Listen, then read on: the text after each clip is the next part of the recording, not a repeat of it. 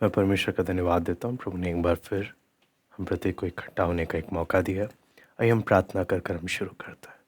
हमारे स्वर्गीय पिता प्रभु जी, हम आपको धन्यवाद देते हैं पिता। अभी तक आपने संभाला प्रभु जी, आपके हर एक भलाइयों के लिए हम आपको धन्यवाद देते हैं। प्रभु जब आपके चरणों में हम आए हैं पिता, आपकी उपस्थिति, आपका अगुवाई, नियंत्रण हम मांगते हैं प्रभु। ये बातें हम सीखने के लिए जा रहे हैं प्रभु, समझने के लिए सहायता कर, आपके वचन को समझने के लिए सहायता कर। हम एक एक से बात कर पिता, सब बातों को आपके हाथ में सौंपते हैं। सारा आदर महिमा केवल हम आपको देते हैं। प्रार्थना प्रभु यीशु मसीह के नाम से मांगते हैं, आमीन। हम लोग आज परमेश्वर के वचन से जिस विषय को हम लोग सीखने के लिए जा रहे हैं वो है उपदेश की बातें हैं, जिसको हम सीखने के लिए जा रहे हैं। उपदेश जिसने कलीसियाओं को बांट दिया। अगर सही मायने में देखें, आज जब लोग बोलते हैं प्रभु तो एक ही है, लेकिन इतनी अलग अलग कलीसियाएं क्यों, इतने अलग अलग तरीके क्यों? ये सारी बात आती है वचन के उपदेश के विषय में, जिसने कलीसियाओं को बांट दिया। इसलिए हम जब वचन में सीखने जा रहे हैं कलीसिया के इतिहास को, कलीसिया के इतिहास से हम उपदेश के विषय को हम अध्ययन करेंगे, जिससे हम समझ सके कि क्या मैं सही उपदेश में चल रहा हूँ या कहीं अनजाने में वचन को ना समझ पाने के कारण मैं सही उपदेश से गलत उपदेश की ओर चला गया। क्योंकि आप ध्यान से समझें, इतनी कलीसियाएं जो बटी हैं, ऐसा नहीं है कि उन्होंने वचन में नहीं देखा। वचन ना समझ पाने के कारण, वचन की शिक्षा को ना समझ पाने के कारण आज परिस्थिति ऐसी है कि गलत उपदेश शैतान लेकर आने लगा, जिसके कारण कलीसियाएं बट गईं उपदेश में। ध्यान रखें, शैतान भी, जब यीशु ने वचन का इस्तेमाल किया, शैतान भी वचन लेकर आ रहा है।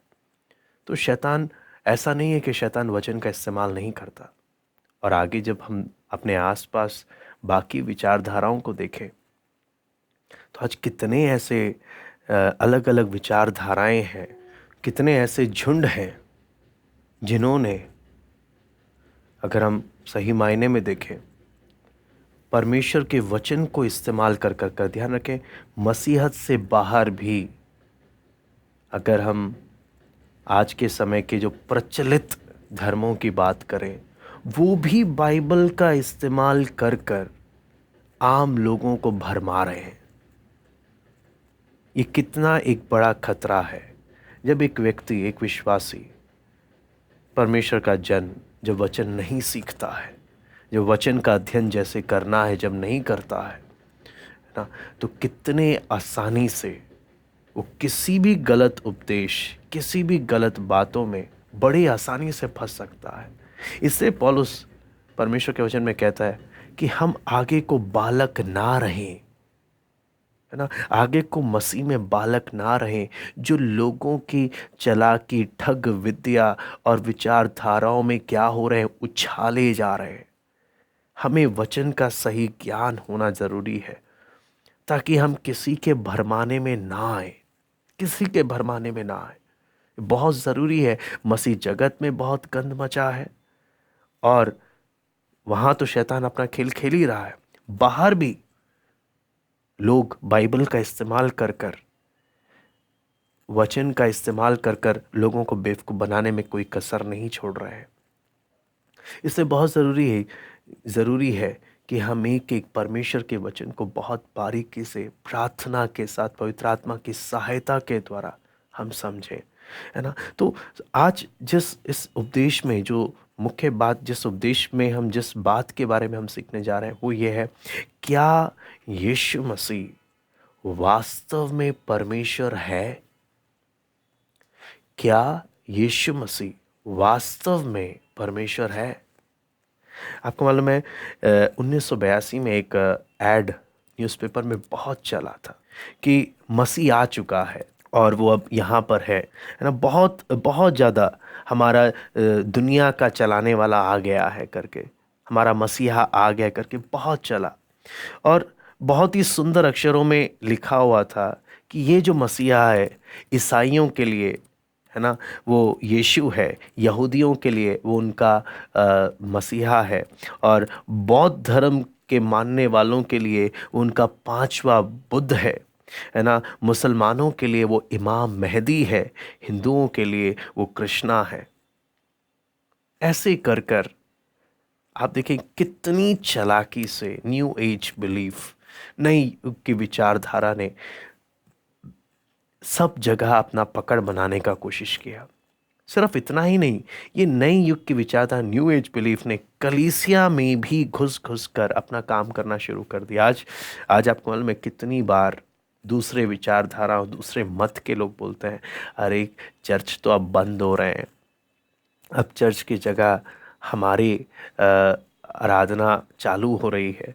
तो ऐसे में क्या एक विश्वासी क्यों ऐसा हो रहा है करके जब सोचता है, तो वहाँ पे सारा बात है, जब कलीसिया सतर्क नहीं रहती अपने विश्वास के विषय में कि मैं किस चीज़ पर विश्वास करता हूँ, उपदेश क्या है, गलत शिक्षाएं क्या हैं, जब ये बातें नहीं पता होती हैं, जब वचन सीखने पे जोर नहीं दिया जाता है ना, तब शैतान को बड़े आसानी से खेलने का अवसर मिल जाता है ना। तो यहाँ पर जब हम देखते हैं, तो कलीसिया के इतिहास में जब हम जाते हैं पीछे मुड़कर, तो नाइसिया की सभा में मैं आपका ध्यान लेकर जाना चाहूँगा कि नाइसिया की सभा में ये जो कि एडी 325 में जो बैठक हुई थी नाइसिया की, है ना, वहाँ पर मसीह जगत का सबसे बड़ा उपदेश निकल कर आया कि क्या यीशु मसीह परमेश्वर है या नहीं है। और उसी समय में हर गलत विचारधाराओं की उत्पत्ति भी हुई, उनकी भी शुरुआत हुई। तो उस समय मुख्य जो दो विचारधारा थे, है ना, जिसमें एक विचारधारा का ये मानना था, जब नाइसिया की सभा जो एडी 325 में हुई थी, उसमें एक का मानना था कि नहीं, यीशु मसीह परमेश्वर से थोड़ा सा नीचे है, परमेश्वर है, परमेश्वर से एक नीचे, थोड़ा सा नीचे स्तर पर है। वहीं दूसरे मत का कहना था नहीं, यीशु मसीह पूर्ण परमेश्वर है। तो दो अलग अलग विचारधारा। तो ध्यान रखें, दोनों यीशु मसीह पर विश्वास करते हैं। एक बस इतना कहता है वो परमेश्वर से थोड़ा नीचे है, दूसरा कहता है नहीं, वही पूर्ण परमेश्वर है। तो इससे आपको मालूम है नाइसिया की सभा एक बात का इशारा देती है कि एक व्यक्ति अगर सही यीशु पर विश्वास नहीं करता तो वो अनंत काल की नरक की आग में जा सकता है यीशु पर विश्वास करने के बाद भी। क्यों? उपदेश सही नहीं है, और सही उपदेश ना होने के कारण यीशु पर विश्वास करते हुए उन्होंने जिस यीशु पर विश्वास किया वो असली यीशु था ही नहीं, गलत उपदेश में। इसी प्रकार हजारों की संख्या में लोग जब नाश की ओर क्यों जाते हैं, जब उन्हें मालूम नहीं होता ये जिस उपदेश पर विश्वास करते हैं वो सही है भी या गलत है। आपको मालूम है उपदेश बहुत इंपॉर्टेंट फैक्टर है। अक्सर लोग उपदेश को, कई बार आप देखेंगे जो वचन के सिद्धांतों को नहीं समझते वो बोलते हैं उपदेश क्या है, क्या फर्क पड़ता है उपदेश से, है ना। कई बोलते हैं मसीह की सारी शिक्षा का सार बस प्रेम है, प्रेम ही प्रेम करो, उपदेश क्या करना है जानकर। नहीं, उपदेश का अपना महत्वपूर्ण भूमिका है। प्रेरितों के कलीसिया की शुरुआत से ही उपदेश पर जोर दिया गया। क्यों? उपदेश आपका देखने का नजरिया पर बहुत बड़ा असर लेकर आता है। अगर आप यीशु को परमेश्वर से छोटा समझते हैं तो यीशु के प्रति आपकी सोच क्या है, वो तो आपके उद्धार पर ही प्रश्न चिन्ह लग जाएगा। इसलिए बहुत जरूरी है कि हम किस यीशु पर विश्वास करते हैं और हमारी विचारधारा, हमारा विश्वास का आधार क्या चीज है। तो अब उदाहरण के लिए जब एक मत कहता है कि नहीं यीशु परमेश्वर से नीचे है, तो उसके सामने कुछ आयतें भी वो प्रस्तुत करता है। जैसे कि वो बोलता है कि आप यीशु की प्रार्थनाओं के विषय में क्या कहेंगे, यीशु किससे प्रार्थना करता था। अगर यीशु स्वयं परमेश्वर था तो वो प्रार्थना किससे कर रहा है। क्या ये स्पष्ट नहीं कि यीशु परमेश्वर से प्रार्थना कर रहा है और यीशु परमेश्वर से थोड़ा छोटा है? और यदि वो परमेश्वर ही है, अगर यीशु परमेश्वर ही है, क्या वो अपने आप से बात कर रहा था? ये मैं जो सवाल सामने रख रहा हूं, ये एडी 325 नाइसिया की सभा में ये सब प्रस्तुत किए गए थे और एक काफी दिनों तक इस पे चर्चाएं की गई, है ना? एक जगह में एक व्यक्ति एक विचारधारा कहता है कि यीशु पुत्र पिता से अलग है ना? और पुत्र पिता से अलग है, यीशु पिता से अलग है। और ये साफ साफ वचन में दिखाया भी गया है कि पिता यीशु के बपतिस्मा के समय में बोल रहा है और वहीं बदले में यीशु भी पिता से समय समय पर प्रार्थना कर रहा है। और साफ और वहीं दूसरी जगह में ये भी दिखाया गया है कि यीशु मसीह परमेश्वर है, जिसके लिए वचन में हम यशाया 9:6 में जब हम पढ़ते हैं, है ना, मैं पढ़ना चाहूँगा यशाया 9:6। यहाँ पे आप देखेंगे, क्योंकि हमारे लिए एक बालक उत्पन्न हुआ, हमें एक पुत्र दिया गया, प्रभुता उसके कांधे पर होगी, उसका नाम अद्भुत युक्ति करने वाला, पराक्रमी परमेश्वर। एक जगह यीशु को पराक्रमी परमेश्वर बोला गया है, वहीं दूसरी जगह यीशु पिता से प्रार्थना कर रहा है और पिता आकाशवाणी से यीशु से बात कर रहा है। तो ये आयतें दो अलग अलग विचारधाराओं को जन्म दे रही हैं। यीशु पिता से बात कर रहा है, इसका मतलब यीशु शायद पिता से छोटा होगा। हाँ, दूसरी ओर नहीं, यीशु ही पराक्रमी परमेश्वर है। क्या यीशु ही परमेश्वर है? तो ये ऐसे सवाल पहली सदी की कलीसिया के सामने जब आए, पहली सदी बोलने का मतलब ये एडी 325 की बात मैं कर रहा हूं, एडी 325 की, कि उस समय, क्योंकि शुरुआत में जब प्रेरितों के समय में ऐसी बातें उठी नहीं, क्योंकि वो पूरी तौर से आत्मिक वचन में जब हम ध्यान से देखते हैं, पूरी तौर से वचन की सेवा में इतना लगे थे, वो आत्मिक बातों में, सुसमाचार को फैलाने में और सही शिक्षा वो आगे बढ़ाते हुए जा रहे थे, इतनी आवश्यकता पड़ी नहीं। तो वो था पहले के समय में। लेकिन जैसे जैसे कलीसिया सतावट से हटती गई, कॉन्स्टेंटाइन जब आया, रोमी सम्राट कॉन्स्टेंटाइन जब आया, कॉन्स्टेंटाइन के आने से सतावट खत्म हो गया। सतावट जब खत्म हो गया तो अब नया मुद्दा चालू हो गया। कॉन्स्टेंटाइन के आने से पहले कलीसिया सतावट से गुजर रही है। उनके सामने प्रेरितों के समय में एक ही बात स्पष्ट था, यीशु परमेश्वर है। और वो इस बात के कारण सबको सुसमाचार बताते हुए, कष्ट सहते हुए चल रहे थे। लेकिन जैसे ही कष्ट समाप्त हुआ, मुद्दा आ गया, क्या वास्तव में यीशु परमेश्वर है? जब ऐसे मुद्दे सामने आ गए तो कई दिनों तक चर्चाएं जब चल रही थी, तो उस समय में यह बात आ रही थी, क्या अगर यीशु परमेश्वर है, पिता परमेश्वर है, तो क्या दो परमेश्वर है? अगर पुत्र परमेश्वर है, पिता भी परमेश्वर है और पवित्र आत्मा भी परमेश्वर है, तो क्या तीन परमेश्वर है? सवाल आता है, क्या फिर एक परमेश्वर है या तीन परमेश्वर है? तो तीन परमेश्वर की गलत विचारधारा से बचने के लिए एक विचारधारा और आ गई। ये विचारधारा थी जिसका नाम पड़ा मोनार्किनिज्म, है ना, जो उस समय बहुत तेजी से, तीसरी सदी में बहुत तेजी से कलीसिया में फैलने लगा। मोनार्किनिज्म जो ये कहता था कि परमेश्वर के तीन व्यक्ति नहीं, परमेश्वर तीन व्यक्ति में नहीं है, बल्कि असली में एक ही परमेश्वर के तीन अलग अलग रूप हैं। तीन, और जैसे कि यीशु मसीह और पवित्र आत्मा परमेश्वर पिता के ही तीन के अलग अलग रूप है। परमेश्वर पिता एक ही है और उसके परमेश्वर पिता का ही दूसरा रूप है यीशु मसीह। परमेश्वर पिता का ही दूसरा रूप है पवित्र आत्मा। तो यानी एक ही व्यक्ति है लेकिन उसके अलग अलग रूप है। जैसे कि इसका उदाहरण, जैसे कि एक आदमी एक समय में पिता भी होता है, वो पुत्र भी होता है, वो भाई भी होता है, उसी प्रकार परमेश्वर पिता ने अलग अलग भूमिका निभाई है। तो इस प्रकार के मोनार्किनिज्म की विचारधारा ने इस बात को पूरा माना कि यीशु परमेश्वर है, लेकिन वो इस बात पर मजबूर हो गए मानने के लिए, इस गलत उपदेश में आ गए कि पिता ने देह धारण किया है मानव जाति को बचाने के लिए, है ना। और इनका जो मुख्य लीडर था उस समय में, उनके एक लीडर ने बोला, नोइटस के उन्होंने बोला, when the father had not yet been born he became the son he of himself and not another.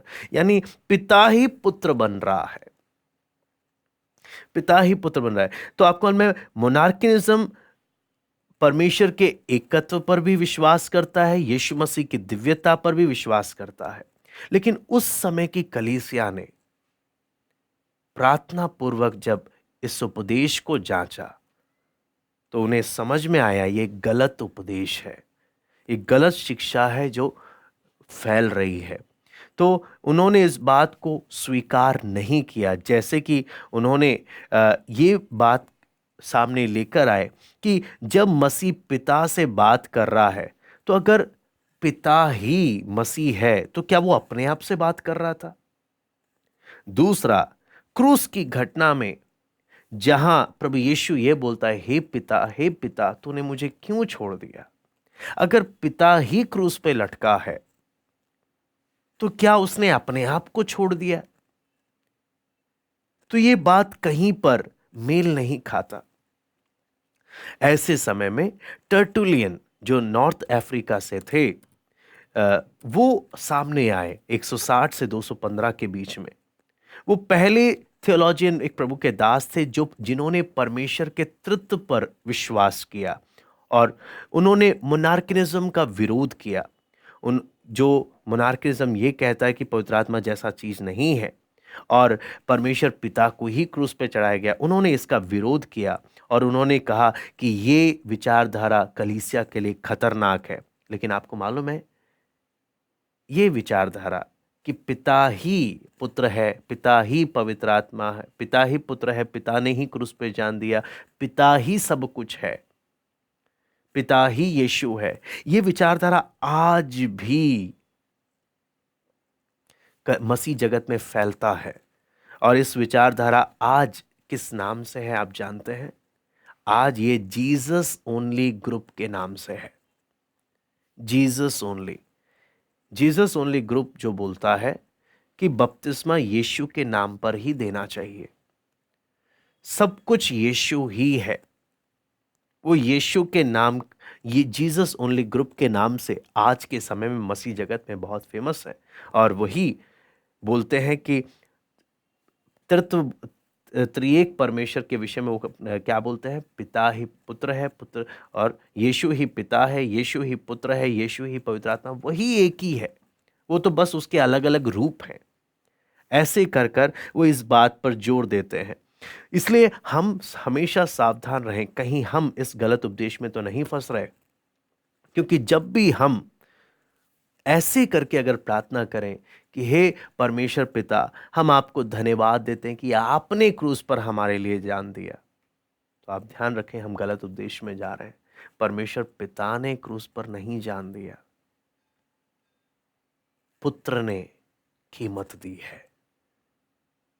तो वो उपदेश के विषय में हमें बहुत सटीक रहना है, कहीं हम गलत उपदेश में तो नहीं चले जाएं, कहीं शैतान की चालाकी में हम तो नहीं फंस जाएं। इसलिए जब हम देखते हैं कॉन्स्टेंटाइन जो सम्राट था, जब वो मसीहत को जब उसने अपनाया एडी 312 में, तो उसने बोला कि भाई अब मसीहों पर अत्याचार बहुत हो गया, अब आगे से मसीहों पर बिल्कुल भी क्या नहीं होगा, अत्याचार नहीं होगा। और उसने, जैसे आज हमारे देश में भारत को हिंदू राष्ट्र करके घोषित करने का बहुत प्रयास किया जा रहा है और लगभग होने को है, उसी प्रकार कॉन्स्टेंटाइन ने अपने रोमी साम्राज्य को ईसाई धर्म के नाम से घोषित कर दिया कि मेरा साम्राज्य ईसाई धर्म का साम्राज्य है। पहली बार ईसाई धर्म बनकर जो उभरा है वो कॉन्स्टेंटाइन के सामने हुआ। लेकिन कॉन्स्टेंटाइन के समय जब ये ईसाई धर्म बन के जब सामने आ रहा, ध्यान रखें, इसी समय में बहुत से गलत उपदेश भी उभर रहे हैं और विचारधाराओं की बहुत लड़ाई भी चल रही है। तो ऐसे समय में जब कॉन्स्टेंटाइन ने देखा भाई कलीसिया में ही अलग अलग विचारधाराएं आ रही हैं उठ उठकर और आपस में बहुत मतभेद है, तो उसको समझ आने लगा भाई अगर ये सुलझा नहीं तो उसका साम्राज्य टिक नहीं पाएगा, उसका साम्राज्य बिखर जाएगा। तो कॉन्स्टेंटाइन ने क्या किया, सब लोगों को इकट्ठा किया कि भाई तुम आओ और आकर इस विषय पर चर्चा करो और एक निष्कर्ष पर उतरो। ये ऐसे अगर तुम आपस में ही लड़ते रहोगे, क्योंकि आपको मालूम है अक्सर जब डिबेट होता है तो लोग कोई हॉल में इकट्ठे होते हैं और डिबेट करते हैं, लेकिन किसी जगह में एक संग इकट्ठे होकर, लेकिन उस समय का जो हालत था वो ऐसा था कि कोई बाजार में सामान लेने भी जा रहा है तो वहां बाजार में बैठा इंसान भी पूछेगा क्या यीशु परमेश्वर है या परमेश्वर से छोटा है। मतलब स्थिति इतनी थी कि आप कहीं पर भी जाओ, वहां परिस्थिति ऐसी थी कि चारों तरफ यही माहौल छाया हुआ था। इस कारण अपने साम्राज्य को बचाने के लिए कॉन्स्टेंटाइन ने यह कदम उठाया कि सबको इकट्ठा किया। ऐसे समय में एडी 250 पिछली सदी की अगर बात करें, ओरिजिन जो एक थियोलॉजियन थे मिस्र के अलेक्जेंड्रिया से, उन्होंने उनका ये मानना था कि परमेश्वर पिता से छोटा है पुत्र और वो परमेश्वर से नीचे आता है ना। वो उन्होंने इस प्रकार से उस बात को बोला थियोस ड्यूट्रोस, है ना, कि वो दूसरा परमेश्वर या परमेश्वर से नीचे, और फिर भी वो परमेश्वर से नीचे है लेकिन फिर भी उस पर वो परमेश्वर के यीशु के ईश्वरत्व पर विश्वास करता था। लेकिन वो एक बात को बोल के गया वो पिता से नीचे है। लेकिन एरियस जो अलेक्जेंड्रिया के प्रेस्बिटर थे, बुजुर्ग थे, उन्होंने ओरिजिन के इस विचारधारा को और आगे लेकर गए। वो आगे लेकर बोलते हैं नहीं, पुत्र पिता से बिल्कुल अलग है। तो उसके लिए उन्हें वचन भी मिल गया कि ये दिखाने के लिए कि पुत्र पिता से अलग है और पुत्र पिता से छोटा है, उसके लिए वो आयत निकालते हैं यूहन्ना 14:28, जो कि मैं आपके सामने पढ़ना जा रहा हूं। तुमने सुना कि मैंने तुमसे कहा मैं जाता हूं और तुम्हारे पास फिर आऊंगा। यदि तुम मुझसे प्रेम रखते हो तो इस बात से आनंदित होते कि मैं पिता के पास जाता हूं, क्योंकि पिता मुझसे बड़ा है।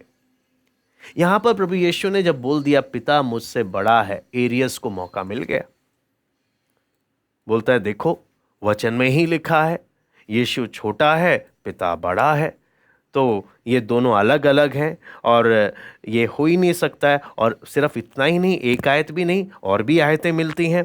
मरकुस 13:32, उस दिन या उस घड़ी के विषय में कोई नहीं जानता, ना स्वर्ग के दूत ना पुत्र, परंतु केवल पिता। तो बोलता है देखो यहां पे भी स्पष्ट है कि पिता बड़ा है क्योंकि वही सब कुछ जानता है। यूहन्ना 5:19 में पढ़ना चाहूंगा।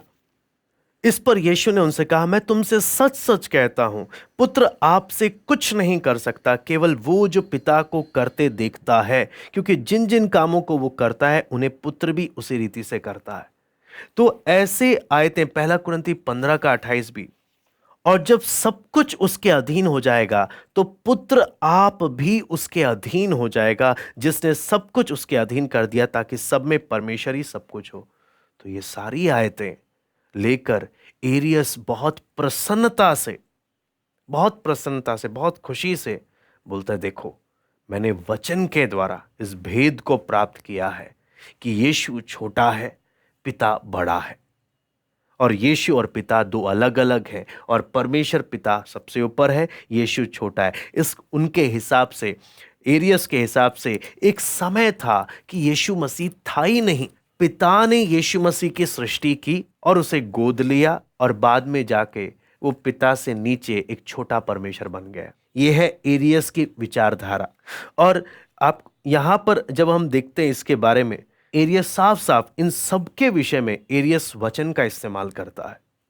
वचन का इस्तेमाल करते हुए बोलता है एक समय था, यीशु मसीह था ही नहीं, पुत्र था ही नहीं, है ना। तो सृष्टि में पहलौठा है ये प्रभु यीशु मसीह, है ना, पुत्र। और पुत्र को जब परमेश्वर ने गोद लिया है, परमेश्वर ने जब अपनाया, तो इसको हम परमेश्वर करके मान सकते हैं। और आपको मालूम है, ये जो विचारधारा है, एरियस के समय में बहुत ही ऐसी विचारधाराएं चलती थी और बहुत ही इस बात को स्वीकार किया जाता था, क्योंकि उस समय के जो अन्य जाति थे उन लोगों का भी मानना इसी प्रकार से था। जैसे कि मैं आपको एक उदाहरण देना चाहूंगा, उस समय यूनानी लोगों के बीच में जिनोस्टिक विचारधारा बहुत प्रचलित थी। जिनोस्टिक विचारधारा के अनुसार वो उनका मानना था, मैटर या तत्व ये पापमय है, ये कलंकित है। और वो मानते थे कि एक परमात्मा है, एक परमेश्वर है, वो अकेला है, वो मानव जाति से कोई संपर्क नहीं रखता। बोलते हैं हमें ये गुप्त ज्ञान प्राप्त हुआ है कि वो इंसान से कोई संपर्क नहीं रखता, क्योंकि अगर वो तत्व से या मैटर से अगर कनेक्ट हो जाएगा तो परमेश्वर भी कलंकित हो जाएगा। तो कई ऐसी विचारधाराएं जो ये सिखाती हैं कि अगर परमेश्वर मनुष्य बनकर आ गया, अगर तुम इस बात पर विश्वास करोगे तो तुम्हें जहन्नुम में जाना पड़ेगा, तुम्हें नरक जाना पड़ेगा, क्योंकि ये सरासर गलत है। क्योंकि हर मैटर, हर तत्व की चीजें पापमय और बुरी है। तो हल क्या है? परमेश्वर ने अपने से छोटे डेमी गॉड्स बना रखे हैं, छोटे छोटे देवी देवता बना रखे हैं। ऊपर वो है, उससे नीचे छोटे छोटे इनको बना के रखा है। और ये जो छोटे छोटे हैं, ये मनुष्य और परमेश्वर के बीच में कनेक्शन का काम करते हैं, जिनमें यीशु मसीह सर्वोच्च है। ऐसे कर कर ये विचारधारा उस समय चल रही थी। और जब एरियस ने वचन निकाल निकाल कर बताया कि देखो, वचन में ही लिखा है कि यीशु मसीह पिता से छोटा है, और यीशु मसीह ये बात खुद ही कह रहा है, इससे ज्यादा सबूत और क्या चाहिए? अगर आप कोई नए व्यक्ति हैं, अगर आप वचन को सही से अध्ययन नहीं करते हैं, तो आप बोलेंगे बात तो बिल्कुल सही है, आपने जो जो आयतें बताई वचन में तो ऐसा ही लिखा है। यही एक सबसे बड़ा खतरा है जो वचन नहीं सीखता है। शैतान कैसे वचनों का इस्तेमाल कर कर लोगों को गुमराह करता है और उनको सही उपदेश से गलत उपदेश की ओर लेकर जाता है। बहुत ही आज के एरियस के जो विचारधारा को आज के समय में मसीह जगत में जो सबसे ज्यादा मानने वाला जो झुंड है, वो है यहोवा विटनेस ग्रुप। हमने देखा जीसस ओनली वाले ग्रुप कैसे गलत उपदेश चालू हुआ। हमने देखा यहोवा विटनेस वाला ग्रुप कैसे चालू हो रहा है, कैसे ये फैल रहा है कि ये यीशु को मानते तो हैं, लेकिन ये सृष्टि का पहलौठा, उनके हिसाब से सिर्फ यावे, यहोवा अलग है, यीशु अलग है। यीशु अलग है, वो छोटा है। और उसके लिए आयत भी है, कुलुसियों की पत्री 1 अध्याय उसका 15वां वचन। यहां पे साफ साफ लिखा है, वो तो अदृश्य परमेश्वर का प्रतिरूप और सारी सृष्टि में पहलौठा है। वचन में ही लिखा है यीशु मसीह पहलौठा। पहलौठा मतलब पहले जन्म लिया हुआ। इसका मतलब यीशु मसीह एक समय था जन्म नहीं हुआ था, पुत्र एक समय था जब जन्मा ही नहीं था। तो इसका मतलब पुत्र की भी सृष्टि हुई है। तो यानी पिता बड़ा है, पुत्र छोटा है, पवित्र आत्मा का तो कोई रोल ही नहीं है। तो ऐसे ही प्रकाशित वाक्य 3 अध्याय उसका 14 वचन, यहां पर आप देखेंगे, लौदीकिया की कलीसिया के दूत को यह लिख, जो आमीन और विश्वास योग्य और सच्चा गवाह है और परमेश्वर की सृष्टि का मूल कारण है ना, परमेश्वर की सृष्टि का मूल कारण। तो ये सारी आयतों का इस्तेमाल कर कर यहोवा विटनेस, मैंने आपको कुछ बातें सिर्फ प्रस्तुत की हैं, क्योंकि इतना समय नहीं कि हम सब कुछ बता सकें, लेकिन कलीसिया के इतिहास से आपके सामने मैं प्रस्तुत करने का प्रयास कर रहा हूं कि कैसे कलीसिया के इतिहास में गलत उपदेश कैसे निकल निकल कर आए। आज जब हम देखते हैं एक ही प्रभु है लेकिन अलग अलग कलीसियाएं क्यों? आज जब आप यूट्यूब में सुनते हैं किसी का भी वचन, बहुत सावधानी बरतना चाहिए, क्योंकि यदि आप उपदेश को नहीं जानते हैं आपको मालूम ही नहीं चलेगा। आप तो इस बात से खुश हो गए मुझे नई नई बातें खुल खुल के मिल रही हैं। क्यों? सामने वाला वचन से ही बता रहा है, वचन की आयतों से ही बता रहा है। आपके खुशी का ठिकाना ही नहीं होगा कि आपको नए नए प्रकाशन मिल रहे हैं। आप बोलोगे मैं जाके दूसरे को बताऊंगा, देखो आपको पता भी है ये बात, मुझे जो नई बात सीखने को मिली है। शायद आपको पता भी ना चले आप कब सही उपदेश से गलत उपदेश में चले गए, पता भी ना चले। क्यों? वचन का ही इस्तेमाल किया जाता है। शैतान वचन को ही इस्तेमाल कर कर लोगों को भरमा रहा है मसीह जगत में। कितना डरना, कितना सच्चे मन से प्रभु के साथ चलने की आवश्यकता है कि प्रभु मुझे हर प्रकार के गलत उपदेशों से बचाए रख। प्रभु छुड़ाता है जो गलत उपदेशों में फंसे हैं, जो भी सच्चे मन से सच्चाई का खोजी है, प्रभु उन्हें निकालता है। लेकिन बहुत जरूरी है कि हमें स्पष्ट रहना चाहिए। वचन को हम प्रार्थना पूर्वक हमें देखना चाहिए। एरियस ने भी अपनी इस विचारधारा को नाइसिया की सभा में प्रस्तुत किया, और जब उसने प्रस्तुत किया नाइसिया की सभा में तो बहुत सारे लोग खुश हो गए कि एरियस बहुत वचन की बातें जानता है और ये तो बिल्कुल वचन के अनुसार की बातें बता रहा है। लेकिन उसी समय परमेश्वर ने एथेनेशियस करके एक प्रभु के दास को वहां पे खड़ा किया। 296 से 373 के बीच में ये घटना घटती है। ये भी एक थियोलॉजियन और एक एपोलॉजिस्ट थे, और ये खड़े होकर इन्होंने साफ साफ बोला यीशु मसीह पूर्ण परमेश्वर है, और यीशु में भी वही गुण है जो पिता में है। ये दोनों बिल्कुल भी अलग नहीं है। और वो पूरा तत्व का समर्थन करते हुए बोलते हैं कि परमेश्वर पिता, पुत्र, पवित्र आत्मा त्रिएक परमेश्वर, तीन होकर भी एक है, एक होकर भी तीन है। हमारा परमेश्वर एक ही है। इस उपदेश को लाने वाले व्यक्ति और इस बात पर खड़े होने वाले पहले प्रभु के दास जिन्हें सामने हम पढ़ते हैं वो एथेनेशियस थे, जिन्होंने कहा ये तीन त्रिएक कभी एक दूसरे से अलग नहीं होते, है ना। और यहाँ पर इन्होंने साफ साफ इस बात को बिल्कुल क्लियर कर दिया कि यीशु मसीह परमेश्वर है। तो ऐसे में इस नाइसिया की सभा में बात आ गई कि या तो यीशु परमेश्वर है या तो वो एक सृष्टि है। लेकिन उसी समय में यूसिबियस करके कैसरिया के एक इतिहासकार थे। उन्होंने सब लोगों को अपनी तरफ करने के लिए उन्होंने बीच का खेल खेला कि मैं दोनों को अपने साइड ले लूंगा और चारों तरफ के लोग मेरी तरफ आ जाएंगे तो मैं ये डिबेट जीत जाऊंगा और मेरी विचारधारा प्रसिद्ध हो जाएगी। तो इन्होंने क्या बोला कि इन्होंने एरियस का साथ लेते हुए बोला कि हाँ यीशु मसीह, इन्होंने बोला यीशु से, इन्होंने एरियंस का साइड लेते हुए यीशु मसीह पिता परमेश्वर से अलग है। वहीं दूसरी ओर इन्होंने एथनेसियस का भी साइड लिया और क्या बोला कि यीशु मसीह फिर भी परमेश्वर है, मतलब पिता से अलग है फिर भी परमेश्वर है। लेकिन ये बात जब ऐसी परिस्थिति में नाइसिया की सभा आ गई जहां तीन विचारधारा उभर कर आ गई।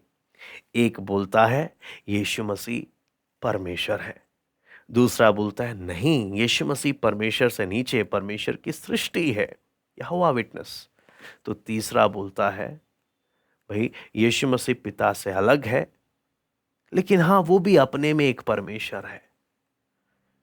अब आगे हम अगले सेशन में देखेंगे कि नाइसिया की सभा में क्या होता है, आगे की घटना। तो यहां पर बस आज हमने इतना ही देखा कि कैसे एक एक उपदेश उभर कर आ रहे हैं वचन का ही इस्तेमाल करते हुए।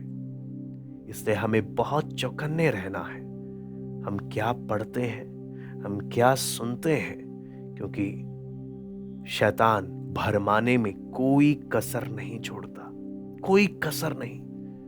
आज आपको मालूम है दूसरे धर्म के लोग मसीह जगत के लोगों के विषय में चुनौती देते हैं, बोलते हैं, चैलेंज करके बोलते हैं कि हमें 20-20 साल का तजुर्बा है। ये जो प्रार्थना में जाने वाले लोग हैं, ये वचन नहीं पढ़ते हैं, बोलते हैं हमें तजुर्बा है 20-20 सालों का।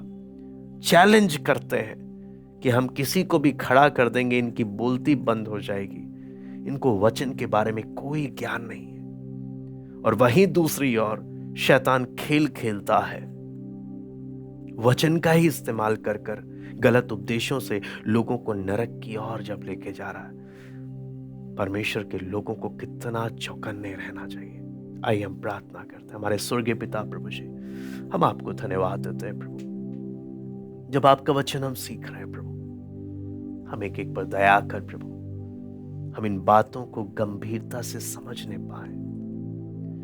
कलीसिया के इतिहास में कैसे उपदेशों ने कलीसियाओं को बांट दिया, कैसे शैतान आज भी ये खेल खेलने में लगा है। हे प्रभु दया कर, सच्चे मन से आपके वचन के अनुसार सही उपदेश में अंत तक चलने के लिए हमें एक को कृपा दे प्रभु। प्रभु जो गलत उपदेश में है उनकी आंखों को खोल, ताकि सत्य वचन को पहचानने पाए। सब बातों को हम आपके हाथ में सौंपते हैं। धन्यवाद देते हैं आज की संगति के लिए। सराध और महिमा केवल हम आपको देते हैं। प्रार्थना प्रभु यीशु मसीह के नाम से